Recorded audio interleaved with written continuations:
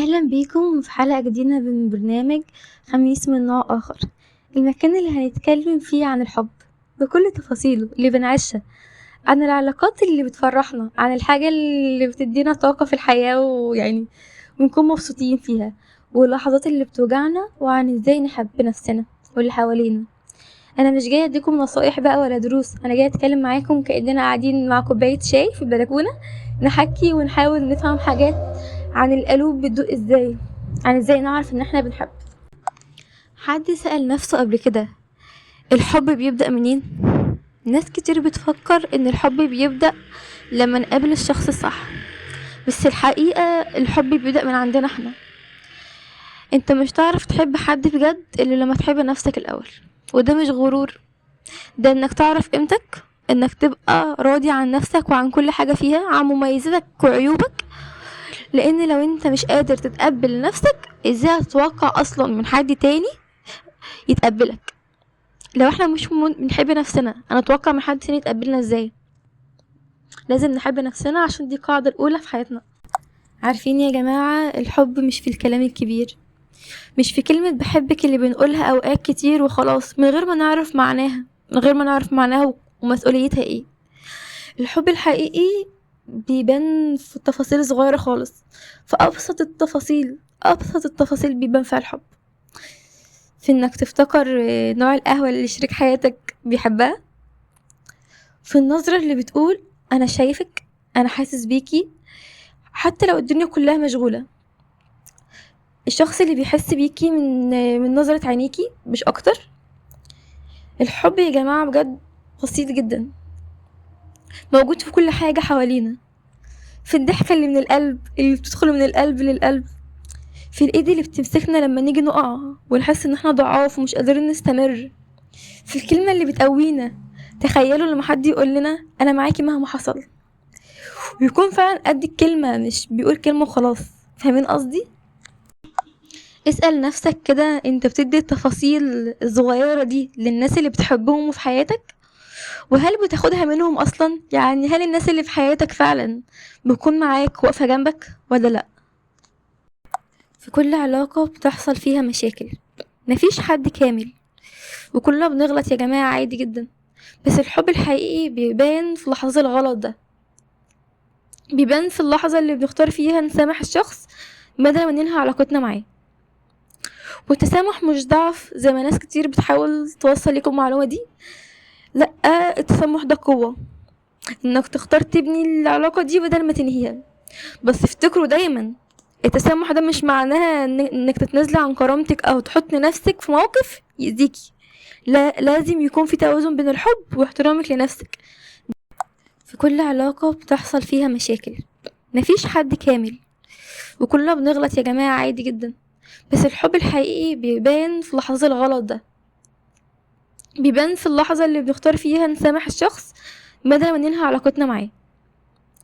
والتسامح مش ضعف زي ما ناس كتير بتحاول توصل لكم المعلومة دي، لأ، التسامح ده قوة، انك تختار تبني العلاقة دي بدل ما تنهيها.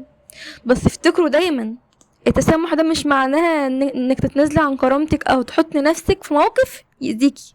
لا، لازم يكون في توازن بين الحب واحترامك لنفسك. دي حاجة ودي حاجة تانية. الحب يا جماعة عمره ما كان هدف بنوصله، الحب ده قصة بنمشيها يوم ورا التاني، وبنتعلم فيها وبنغلط وبنصلح وبنفرح وبنزعل، بس في الاخر بنكبر، بنفهم الحياة صح. المهم بس انك تمشوا الرحلة دي مع حد يشيلك عنها، حد يبقى سند ليك وانتي سند ليه. واهم حاجة، ما تدخلش علاقة عشان تهرب من الوحدة او عشان تعوض نقص جواك.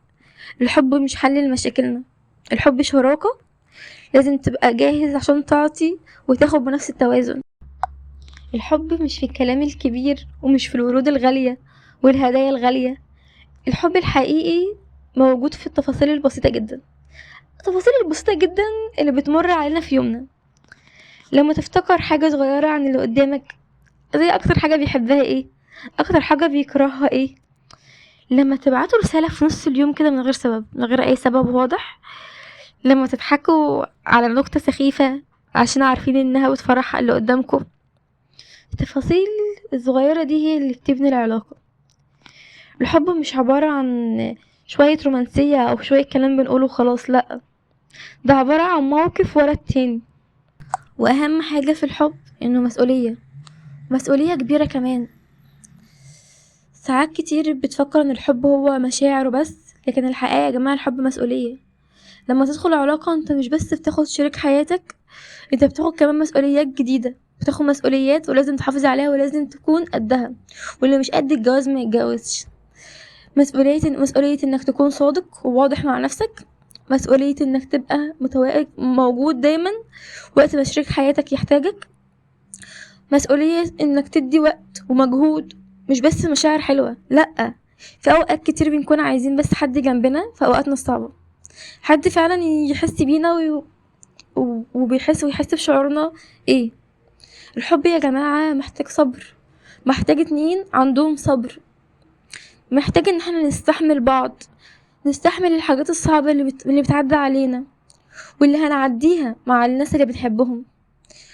مش كل حاجة هتبقى مثالية في حياتنا، لكن يا جماعة لو العلاقة بتاعتنا بجد مبنية على تفاهم وصدق ومودة، هتعدي اي حاجة، هنعدي اي حاجة صعبة مع بعض طول ما حياتنا جميلة واحنا بنحب بعض. وما تنسوش طبعا ان العلاقة الصحية هي اللي فيها حدود واضحة، كل واحد عارف دوره ومكانه، مفيش حد بيستغل التاني او بيحطه تحت ضغط، كل واحد عارف هو عايز ايه من الشخص التاني وعايزه موجود في حياته ليه. وفي الوقت اللي احنا بنكون عايزين الشخص ده في حياتنا عشان بيدي لحياتنا اختلاف وبيكون جنبنا. لو الشخص اللي في حياتك مش سند ليكي يبقى ملوش لازمة بجد. واهم حاجة الحب مش انك تعيش مع حد بس، الحب الحقيقي هو انك تكبر معاه، كل يوم تتعلموا من بعض حاجة جديدة وتقربوا اكتر، حتى لو في حاجات بتفصل بينكم اوقات، بس لازم تكونوا موجودين في حياة بعض كل يوم. حتى لو بيفصل بينكم بلاد وبحار، لازم تكون ليكم تأثير في حياة بعض. ما تدخليش علاقة لو اللي قدامك مش فايتر، لو اللي قدامك مش متعود يحارب على الحاجة اللي بيحبها وبيزهق بسرعة، لو اللي قدامك مش بيحارب الظروف والعالم والدنيا عشانك وبيفضل بقى دور الضحية، لو اللي قدامك دايما متعود على الحاجة السهلة ودايما بيفشل وبيخسر قدام المسؤولية وقدام الضغط وقدام الحاجات الصعبة، مهما كان بقى لذيذ وحنين، ما تدخليش علاقة مع حد مش هيحارب عشانك او شخص مش محارب في حياته اصلا. فاهميني؟ الحياة مش سهلة وكل يوم بتبقى اصعب، اللي مش هيحارب عشانك ما يستاهلكيش، اللي مش محارب في حياته اصلا هيبقى اضعف بكتير في علاقاته، واللي متعود بس يحارب في حياته عشان يوصل لاي حاجة هو بيحبها، هو اللي تأمني على نفسك معاه وتطمني وتعرفي ان هو هيقدرك. نيجي يا جماعة لأهم سؤال في الحلقة، ازاي تعرفي ان الراجل بيحبك؟ اهم حاجة بجد انه يكون بيطمنك، بيحتويكي، وبيحترمك وبيقدرك، ما يخليك رقم واحد في حياته الناس كلها كده تحسدك من حبك ليه، بيطمنك وبيشتري خاطرك، اللي يشتري خاطرك اشتري عشان الدنيا واللي فيها، بيعرف يبسطك، بيعرف يخليك مبسوطة في حياتك. وهقول تاني وتالت ورابع، يكون بيطمنك. ساعات يا جماعة بجد مش بنكون محتاجين حاجة في حياتنا غير شخص موجود يطمنا في الأوقات اللي نبقى خايفين فيها أو في أي وقت، ساعات بس بنحتاج إن احنا نطمن. أبسط حاجة أصلا في حقوقنا إن احنا نطمن، نكون مطمنين بس. بيغير عليكي، ولازم تعرفي إن الغيرة من الحب، ولو الشخص اللي في حياتك مش بيغير عليكي يبقى مش بيحبك، ده أولا. وأهم حاجة بالنسبة لي بجد رقم واحد، بيسمعك. الشخص اللي بيسمعك دايما يحسسك بالامان، اللي هو حصل معاك مشكله، زهقانه، عايزه تتكلمي، هيسمعك وده اهم حاجه بجد. الشخص اللي بيسمعك ده يعني شيلي من على الدنيا شيل، واثق فيكي حتى لو عملتي حاجه غلط، هو فاهم نيتك وفاهم انت تقصدي ايه، من غير بقى ما تقعدي تبرري للصبح. ما بيهونش على زعلك، بيطمنك وبيتناقش معاكي في أطفال التفاصيل، ودايما موجود معاكي وبيسمعك. وبيطمنك وبيطمنك وبيطمنك. ربنا يرزقنا يا بنات حد يطمنا بجد. بنزين اي علاقة هو التقدير. التقدير ده زي السحر بالظبط. اللحظة اللي الانسان فيها هيحس ان هو متقدر هيعمل اضعاف اللي كان بيعمله. التقدير بيهون التعب، بيخلي الشخص يتحرك من الشرق للغرب من غير ما يتعب. اللحظة اللي هيحس فيها الانسان ان هو مجهوده متصان ومتقدر هتشوف اجمل نسخة منه بجد. اللحظة اللي الانسان بيحس فيها ان اللي بيعمله ده فارق هتشوف منه اجمل نسخة في علاقتكم. جملة حلوة قوي بتقول: يحمل الانسان جبالا بالحب ولا يحمل حبة قمح مجبرا. الانسان مش هيمشي خطوة واحدة غصب عنه، لكن مستعد يمشي بلاد بس لما يحس ان هو مجهوده متقدر ومتشاف. في اي علاقة مش بيكون كله وردي من البداية لحد النهاية، لكن المراحل هي اللي بتفرق في الرحلة. في مراحل معينة لازم نمر بيها. المرحلة الاولى الاعجاب. هنا بقى بتحس بشيء مختلف وحنين اتجاه شخص معين، شخص شفته فحسيت انت معجب بيه. بس المرحلة التانية هي التعارف. في المرحلة دي بقى بتبدأ تفهم الشخص اكتر وتتأكد هل هو فعلا فتى احلامك ولا لأ. المرحلة التالتة هي الصعوبات.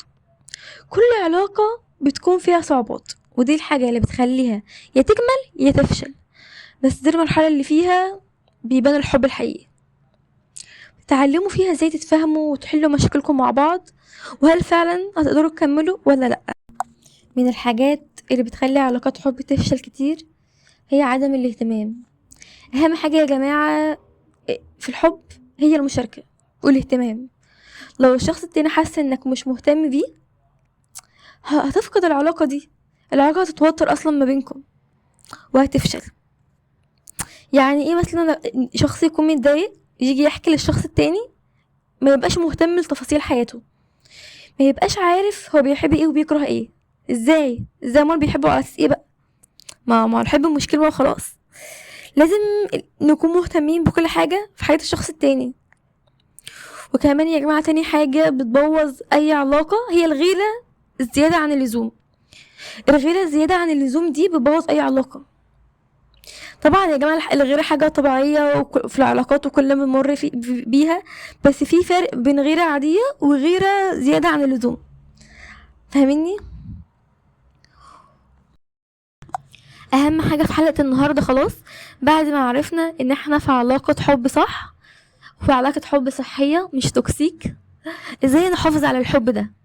اول حاجة يا جماعة لازم يكون دايما في حاجات جديدة في حياتنا. حتى لو هنجيب كتاب ونقرأه سوا ونقول استفدنا ايه من الكتاب ده، بس يكون في لغة حوار مختلفة في حياتنا. فاهميني؟ نعمل حاجات جديدة مع بعض، نروح مكان مختلف، كافي مثلا فاتح جديد نروحه، نقرأ كتاب بنحبه مع بعض ونشوف ايه الحاجات اللي احنا حابينها فيه، نسمع مسلسل بنحبه مع بعض ونشارك الحاجات اللي. واهم حاجة هو الحب والاحترام المتبادل. اهم حاجة في اي علاقة هي الاحترام. لما تكونوا بتحبوا بعض لازم تحترموا بعض في كل حاجة، في قراراتكم وفي الافعال بتاعتكم. الحب من غير احترام مش هيستمر ولا هيبني علاقة قوية اصلا. لما تحترم الشخص التاني اللي في حياتك هتلاقي ان الحب بينكم بيكبر مع الوقت. في النهاية يا جماعة الحب هو مزيج من التفاهم والاحترام والثقة. لما يكون فيه اهتمام حقيقي بين الشخصين يقدروا يبنوا علاقة صحية تكبر كل يوم. الحب يا جماعة مش مجرد مشاعر، بس ده قرار يومي. قرار انك خلاص اخترت الشخص ده كل يوم، وتكون مختار الشخص ده وتكون معاه في اللحظات الحلوة والصعبة. مفيش حاجة اسمها حب مثالي وحب من غير عيوب، بس الحب الصح هو اللي بيخلينا نكبر مع بعض ونتعلم مع بعض، اللي بيشدنا لقدام مش بيرجعنا لورا، اللي دايما موجود في حياتنا وبينصحنا، وحتى لو ومش بيدينا طاقة سلبية برضو اهم حاجة يعني. كل علامات الحب والود في الدنيا في حتة، وفكرة انك ما تهونش على اللي قدامك دي في حتة تانية خالص. خاطرك يبقى غالي وما تتحطش في دوائر الحيرة والقلق اياهم بخصوص مكانتك عند الطرف التاني. مفيش حد بيحبك هيهون عليه انه يسيبك زعلان لوحدك، مش هيسيبك تنام وانت حاسس انك قليل وشاكك في قيمتك في نظره. اللي بيحبك مش هيندمك على حبك او اي مشاعر كويسة قدمتها. بحس المشاركة هي اكتر واحلى والذ طريقة للتعبير عن الحب، اللي هو بص انا فين، بص انا باكل ايه، بص انا بشرب ايه. يا سلام بقى لو الامر كمان فيه شوية فيديوهات يوتيوب على كام اغنية بحبها، غير انها اكتر حاجة بتطمن. طول ما انا بشاركك، طول ما انا حابب اكون معاك وجنبك، طول ما انا بشاركك يومي، طول ما انا عايزاك في يومي. مشاكل نفسية كتير علاجها شخص مش أدوية، شخص يكون آمن وعلاقته مريحة، نحس معاه بالأمان. علاقة خالية بقى من الخوف والضغط وعدم الثقة، علاقة فيها الأساس هو الحب، أساسها هو الحب والقبول. شخص متقبلك زي ما انت، عايزك تكون أحسن نسخة منك، حتى لو عايز يعدل فيك حاجة، بس ايه، عايزك تكون أفضل نسخة منك. علاقة تبني وتطمن وتكمل. شخص يفهم ويسند ويحب في كل الأحوال وتحت أي ظروف، فتلاقي أجمل نسخة منك بتظهر في حضوره، وتلاقي نفسك صدقت انك فعلا حلو وفيك الجمال غالب وينفع تتحب عكس ما كنت فاكر زمان. وده مش خيال، ده بيحصل كتير على فكرة، ويا بخت اللي يحصل له كده ويقابل الشخص ده في سكته. الأمان، هنتكلم عن حاجة مهمة أوي في حياتنا، هو الأمان. ساعات بنكون مش عايزين نحس بحاجة غير اننا نحس بالامان وبس. الامان هو انك تبقى عارف ان في شخص في حياتك هيفضل موجود، وانه جنبك وقت ما تحتاجه هتلاقيه، وانك وقت ما تختلف معاه تتكلم وانت عارف انه مش هيفهمك غلط، وان مهما وصل الخلاف بينكم تبقى عارف انه مش هيجرحك بكلامه، لان في الاخر ده مجرد خلاف هيروح لحاله، انما انتم مكملين. الامان انك ما تبقاش خايف وانت بتقول اللي جواك. الامان انك ما تحسش ان علاقتكم ببعض على كف عفريت، لا ده انت هتبقى متأكد ان لو الدنيا كلها اتجمعت على انكم ما تكملوش انتم تكملوا. الامان اعلى منزلة من الحب. العلاقات ليست بالحضور وانما بالشعور. مفيش حاجة اسمها البعيد عن العين بعيد عن القلب. في كتير ممكن يكونوا قريبين بالمكان وبعيد كل البعد عن الروح، زي ما بيقولوا كده كم من قريب بعيد وكم من بعيد قريب. حضور الجسد لو مفهوش شعور بالأمان والألفة والحب والتواجد دايما بالقلب والعقل والاهتمام بأمرك وبحياتك. مش مهم أنا بشوفك كم مرة في الأسبوع أو كم مرة في الشهر، قد ما هو مهم إنك تكون حاضر في حياتي بشعورك تجاهي وإحساسك بيا وبسؤالك عني. مش مهم تقولي بحبك مليون مرة في اليوم، قد ما هو مهم إنك تظهرلي ده حبك ده وتحسسني بيه خلال يومي. مش هتفرق بين نتقابل كتير ولا قليل، قد ما هتفرق قوي مكالمة او مقابلة ولو لمدة نص ساعة وتكون حاضر معايا فيها. وما تنسوش يا جماعة لو عايزين نتكلم في حاجة معينة الحلقة الجاية قولولي في الكومنتات.